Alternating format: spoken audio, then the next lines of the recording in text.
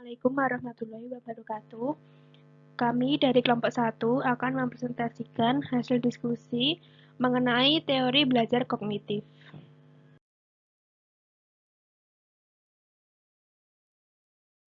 Kenalkan kami kelompok 1 dengan anggota yang pertama Latifah Nur Aini NPM 32, kedua Anissa Puspitasari NPM 35, 3 Betty Fikniah NPM 37, 4 Keila Amar NPM 38, Joko Ibrahim NPM 39, Tri Astuti Ningsih NPM 40, Ayu Putri Azahra NPM 44, dan Ananda Ajeng NPM 80.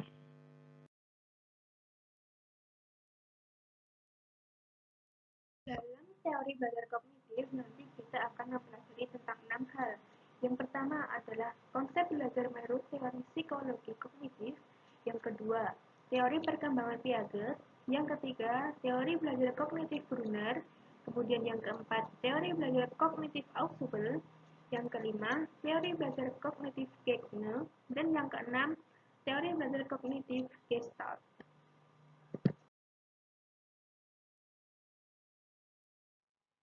Yang pertama, konsep belajar menurut teori psikologi kognitif. Teori belajar kognitif lebih menekankan pada belajar, di mana belajar merupakan suatu proses yang terjadi dalam akal pikiran manusia.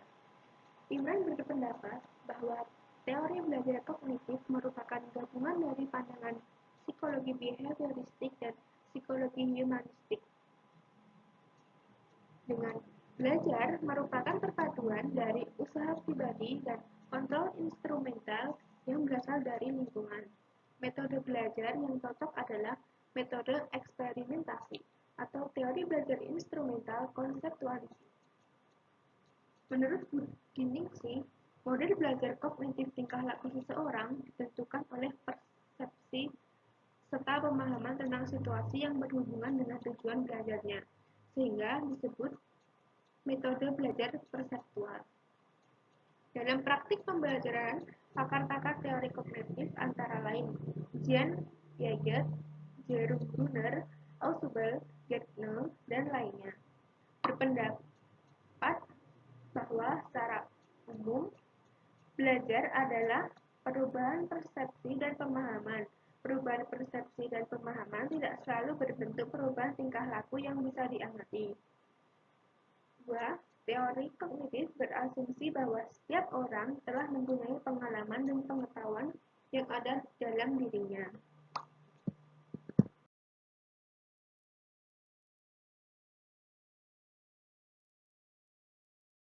Selanjutnya, teori perkembangan Piaget. Tahapan perkembangan anak menurut Piaget yang pertama, proses belajar terjadi menurut pola tahap-tahap perkembangan tertentu sesuai dengan usia anak, di mana dibagi menjadi 4 tahap. Yang pertama, tahap sensori motor, terjadi pada usia 0 hingga 2 tahun. Pada 2 tahun pertama, anak mengandalkan kemampuan sensorik serta motoriknya. Kemampuan kognitif yang penting muncul pada saat usia ini. Anak mengetahui bahwa suatu perilaku dapat menimbulkan akibat tertentu pula. Yang kedua, tahap praoperasional. Terjadi pada usia 2 hingga 7 tahun. Pada usia ini, anak mengalami peningkatan perkembangan bahasa dan ingatan, sehingga mampu mengingat banyak hal tentang lingkungan di sekitarnya. Intelek anak juga dibatasi oleh egosentrisme, di mana anak tidak menyadari bahwa orang lain memiliki perbedaan pandangan dengannya. Yang ketiga, tahap operasi konkret pada usia 7 hingga 11 tahun.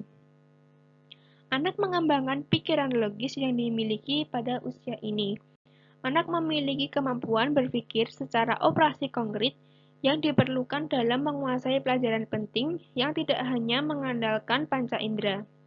Mereka mengikuti logika dan penalaran, tetapi jarang mengetahui bila melakukan kesalahan.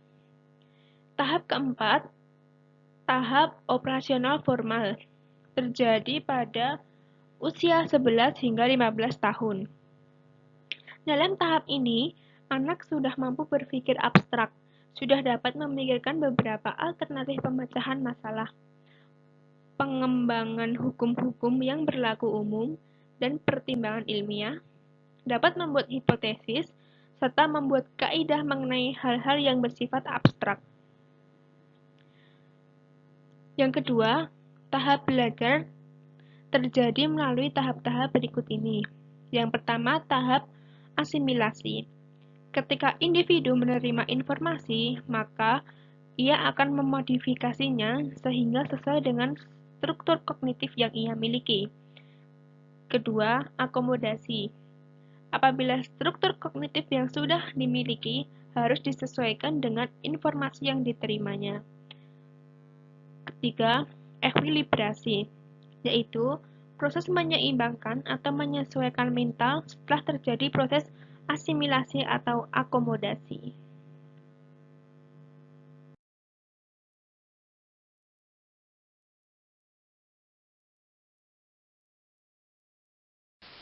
Berikut adalah beberapa implikasi teori perkembangan kognitif Piaget.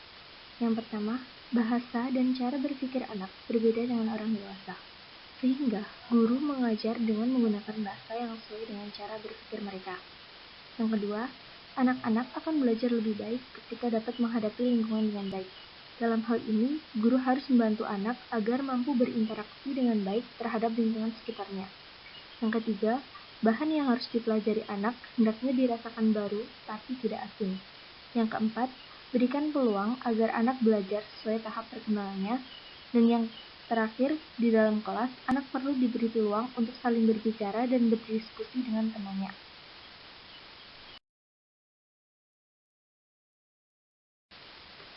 Aplikasi praktis teori Piaget yaitu mementingkan keterlibatan siswa secara aktif dalam proses pembelajaran. Hal ini dimaksudkan agar proses asimilasi atau akomodasi pengetahuan dan pengalaman dapat terjadi dengan baik. Sedangkan secara umum, pengaplikasian teori perkembangan Piaget dalam pembelajaran mengikuti pola berikut. Yang pertama, menentukan tujuan-tujuan instruksional. Yang kedua, memilih materi pembelajaran. Yang ketiga, menentukan topik-topik yang bisa dipelajari secara aktif oleh siswa dengan bimbingan minimum dari dosen atau guru. Yang keempat, menentukan dan merancang kegiatan belajar yang cocok untuk topik yang akan dipelajari siswa. Yang kelima, mempersiapkan berbagai pertanyaan yang dapat memacu kreativitas siswa atau mahasiswa untuk berdiskusi atau bertanya. Dan yang keenam, mengevaluasi proses dan hasil belajar.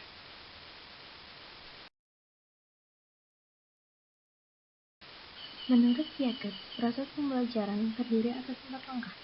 Yang pertama, menentukan topik yang dapat dipelajari oleh anak tersebut. Yang kedua, memilih atau mengembangkan aktivitas kelas dengan topik tersebut. Yang ketiga, mengetahui adanya kesempatan bagi guru untuk mengemukakan pertanyaan yang menunjang proses pemecahan masalah. Dan yang keempat, menilai pertanyaan tiap kegiatan, memperhatikan keberhasilan, dan melakukan revisi. Piaget berpendapat bahwa pengetahuan dibentuk oleh individu. Pengetahuan dibangun dalam pikiran. Bentuk pengetahuan yang dibangun dalam pikiran tersebut meliputi pengetahuan fisik, pengetahuan logika matematik, dan pengetahuan sosial. Belajar pengetahuan memiliki 3 fase, yaitu fase eksplorasi, di mana siswa mempelajari gejala dengan bimbingan. Selanjutnya, fase pengenalan konsep, yaitu siswa mengenal konsep yang ada hubungannya dengan gejala. Dan yang terakhir, fase aplikasi konsep, yaitu siswa menggunakan konsep untuk meneliti gejala lain lebih lanjut.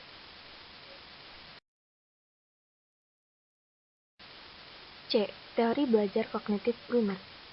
Irawan berpendapat bahwa proses dalam teori psikologi kognitif Brunner disebut teori belajar penemuan melalui tahapan-tahapan. Tahapan-tahapan tersebut yaitu, yang pertama, proses belajar tidak ditentukan oleh unsur umur siswa, melainkan cara mengatur materi yang akan diolah. Yang kedua, ada tahapan proses belajar yang ditentukan oleh cara seorang siswa melihat lingkungan, yaitu enaktif, ikonik, dan simbolik. Enaktif yaitu, untuk memahami lingkungan di sekitarnya, siswa melakukan aktivitas individu. Misalnya, siswa melakukan observasi dengan pengalaman langsung. Contohnya, menyentuh, memegang, dan melakukan percobaan. Selanjutnya, ikonik, yaitu untuk memahami lingkungan di sekitarnya, siswa tidak melakukan observasi dengan pengamatan atau percobaan langsung, tapi dengan mengambil gambar, tabel atau dengan perbandingan. Dan yang terakhir, simbolik. Digunakan untuk memahami gagasan yang abstrak. Siswa membuat abstraksi melalui abstraksi pengamatan terhadap apa yang diamati, melalui teori, penafsiran, dan kajian pustaka lainnya.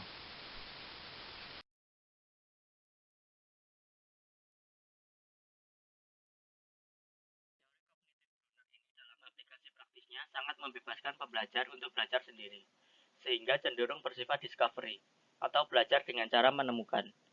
Disebut juga dengan kurikulum spiral Brunner, karena banyak menuntut pengulangan-pengulangan, yaitu tahap demi tahap dari yang sederhana ke yang kompleks, sampai siswa menemukan materi secara utuh. Secara umum, teori penemuan Brunner ini bila diaplikasikan mengikuti pola sebagai berikut.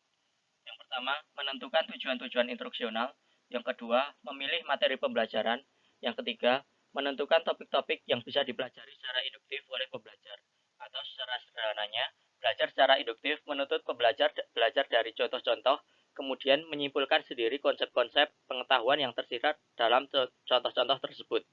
Kemudian yang keempat, mencari contoh-contoh, tugas, ilustrasi, dan sebagainya yang dapat digunakan pembelajar untuk belajar.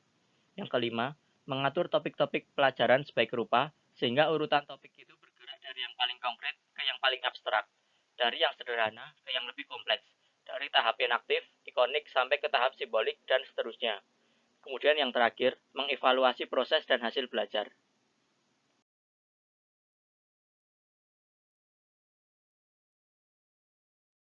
Dan yang keempat ada teori belajar kognitif menurut Ausubel. Teori belajar yang dikemukakan oleh Ausubel disebut teori belajar konsep dan teori belajar bermakna. Ausubel membedakan antara belajar menemukan dengan belajar menerima. Pada belajar menemukan, konsep dicari atau ditemukan oleh siswa. Sedangkan pada belajar menerima, siswa hanya menerima konsep atau materi dari guru. Selain itu, Ausubel juga membedakan antara belajar menghafal dengan belajar bermakna.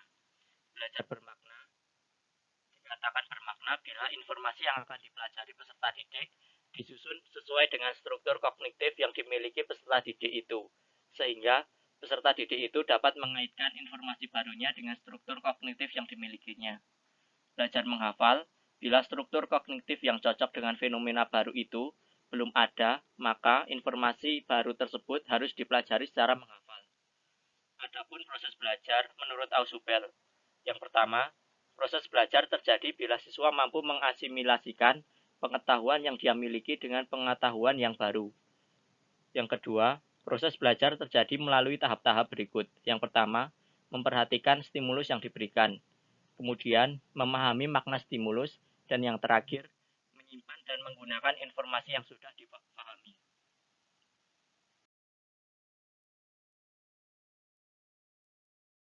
Kemudian, faktor-faktor utama yang mempengaruhi belajar bermakna menurut Ausubel adalah struktur kognitif yang ada stabilitas dan kejelasan pengetahuan dalam suatu bidang studi tertentu pada waktu tertentu. Budi Ningsih mengemukakan bahwa beberapa pemikiran teori kognitif dijadikan landasan ke arah penataan isi bidang studi. Di antaranya ada hierarki belajar, analisis tugas, subsumtif sekuen, kurikulum spiral, teori skema, web teaching, dan teori elaborasi.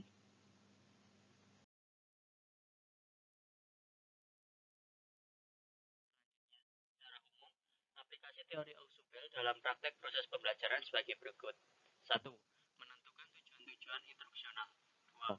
Mengukur kesiapan siswa yang mencakup minat, kemampuan, dan struktur kognitif, baik melalui tes awal, interview, review, atau pertanyaan, dan lain-lain. Yang ketiga, memilih materi pelajaran dan mengaturnya dalam bentuk penyajian konsep-konsep kunci. Yang keempat, mengidentifikasi prinsip-prinsip yang harus dikuasai siswa dari materi tersebut. Yang kelima, menyajikan suatu pandangan secara menyeluruh tentang apa yang harus dipelajari. Keenam, membuat dan menggunakan advanced organizer, paling tidak dengan cara membuat rangkuman terhadap materi yang baru saja diberikan, dilengkapi dengan uraian singkat yang menunjukkan relevansi materi yang sudah diberikan itu dengan materi baru yang akan diberikan. Yang terakhir, mengajar siswa memahami konsep-konsep dan prinsip yang sudah ditentukan dengan memberi fokus.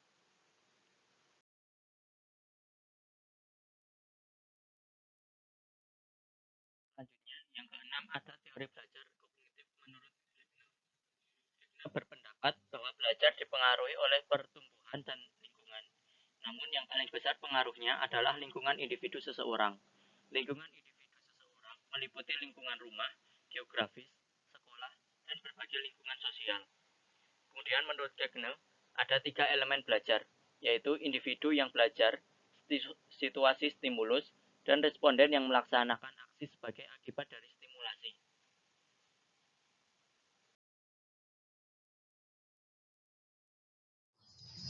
Baik, selanjutnya yaitu ada 8 tipe belajar yang dikemukakan oleh Wigner adalah 1. Tipe belajar tanda atau sinyal learning. Belajar dengan cara ini dapat dikatakan sama dengan apa yang dikemukakan oleh Pavlov. Semua jawaban atau respon menurut kepada tanda atau sinyal. Yang kedua, tipe belajar rangsang reaksi atau stimulus respon learning. Tipe ini hampir serupa dengan tipe 1, namun pada tipe ini timbulnya respon juga karena adanya dorongan yang datang dari dalam serta adanya penguatan, sehingga seorang mampu melakukan sesuatu secara berulang. Yang ketiga, tipe belajar berangkai atau chaining learning. Pada tahap ini terjadi serangkaian hubungan stimulus-respon. Maksudnya adalah bahwa suatu respon pada gilirannya akan menjadi stimulus baru, dan selanjutnya akan menimbulkan respon baru.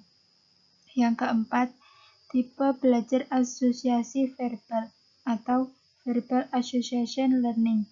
Tipe ini berfungsi dengan penggunaan bahasa, di mana hasil belajarnya yaitu memberikan reaksi verbal pada stimulus atau perangsang. Yang kelima, tipe belajar membedakan atau discrimination learning. Hasil dari tipe belajar ini adalah kemampuan untuk membedakan antar objek yang terdapat dalam lingkungan fisik. Yang keenam, tipe belajar konsep atau concept learning. Belajar pada tipe ini terutama dimaksudkan untuk memperoleh pemahaman atau pengertian tentang sesuatu yang mendasar. Yang ketujuh, tipe belajar kaidah atau rule learning. Tipe belajar ini menghasilkan suatu kaidah yang terdiri atas penggabungan beberapa konsep. Yang terakhir, tipe belajar pemecahan masalah atau problem solving. Tipe belajar ini menghasilkan suatu prinsip yang dapat digunakan untuk memecahkan suatu permasalahan.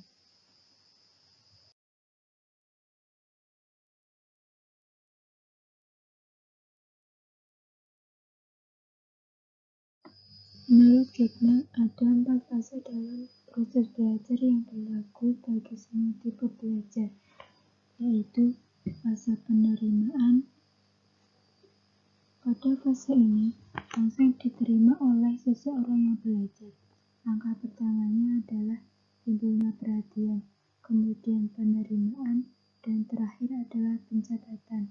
Dicatat dalam jiwa tentang apa yang sudah diterima. Kedua, fase penguasaan. Pada tahap ini akan dapat dilihat apakah seseorang telah belajar atau belum. Yang ketiga, fase pengendapan.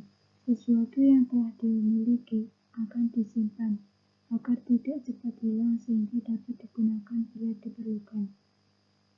Berhubungan dengan ingatan dan kenangan. Yang keempat, fase pengungkapan kembali. Apa yang telah dipelajari, dimiliki dan disimpan dalam ingatan dengan maksud untuk digunakan memecahkan masalah bila diperlukan. Fase ini meliputi penyadaran apa yang telah dipelajarinya dan dimiliki, serta mengungkapkannya dengan kata-kata apa yang telah dimiliki untuk tidak berubah-ubah. Selanjutnya ada fase-fase belajar menurut Wigner, yaitu fase motivasi, fase pengenalan, fase perolehan, fase retensi, fase fase pemanggilan, fase generasi, fase penampilan, dan fase umpan balik.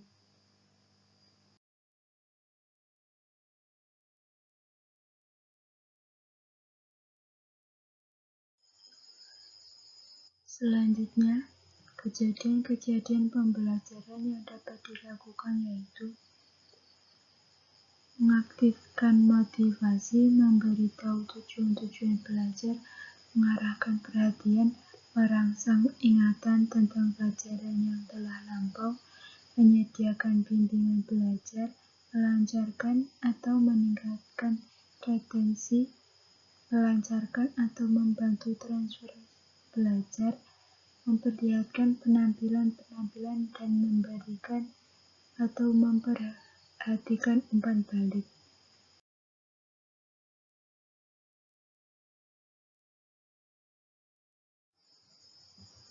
Ada 5 hasil belajar menurut Kegne, yaitu 1. Keterampilan intelektual atau pengetahuan prosedural yang mencakup belajar diskriminasi, belajar konsep, belajar prinsip, dan belajar pemecahan masalah, yang semuanya diperoleh melalui materi yang disajikan di sekolah. Yang kedua, strategi kognitif, yaitu kemampuan untuk memecahkan masalah baru dengan jalan mengatur proses internal masing-masing individu dan memperhatikan belajar mengingat dan berpikir. Kemampuan memecahkan masalah yang meliputi strategi menghafal, strategi elaborasi, pengaturan, metakognitif, dan strategi kognitif dapat dipakai dalam memecahkan masalah secara efisien. Yang ketiga, informasi verbal, yaitu kemampuan untuk mendeskripsikan sesuatu dengan kata-kata dengan jalan mengatur informasi yang relevan. Yang keempat, kemampuan motorik, yaitu kemampuan untuk melaksanakan dan mengkoordinasikan gerakan yang berhubungan dengan otot. Yang terakhir, sikap-sikap, yaitu suatu kemampuan internal yang mempengaruhi tingkah laku seseorang yang disadari oleh emosi, kepercayaan, serta faktor intelektual.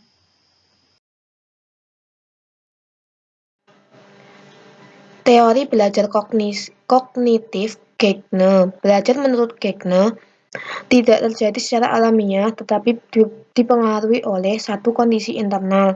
Yang kedua itu eksternal, yang merupakan situasi belajar dan penyajian stimuli yang sengaja diatur oleh guru dengan tujuan memperlancar proses belajar mengajar. Implikasi teori Kegne dalam pembelajaran adalah sebagai berikut.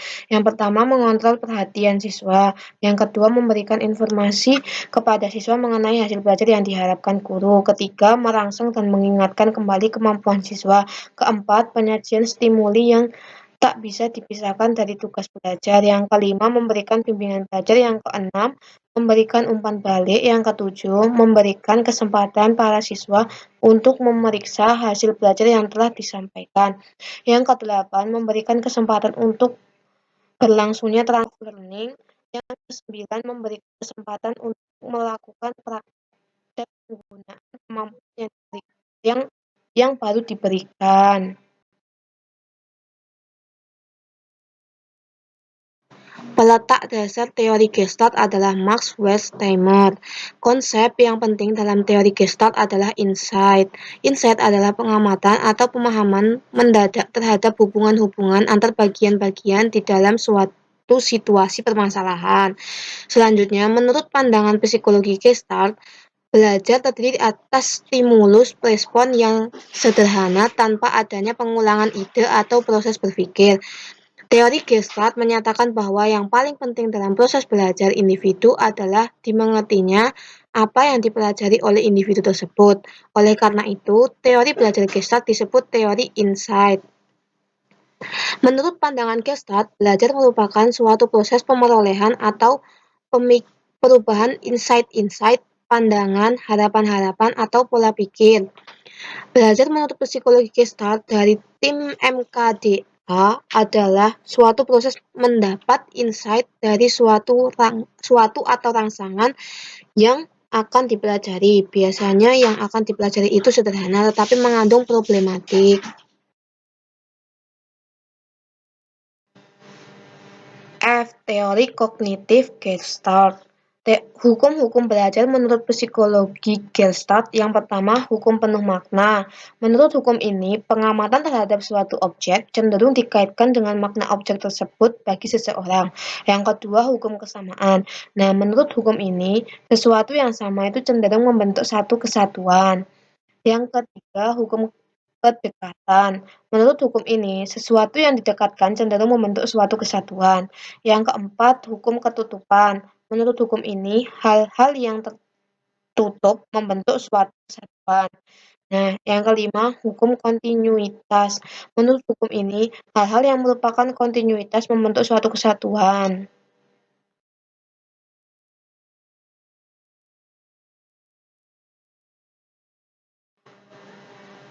Prinsip umum Gestalt berbunyi, 1. Keseluruhan adalah primer atau utama, dan bagian atau unsur merupakan hal yang sekunder dan bukan hal pokok. Yang kedua, bagian atau unsur tidak mempunyai makna bila tidak dalam konteks keseluruhan. Yang ketiga, keseluruhan bukan penjumlahan dari bagian.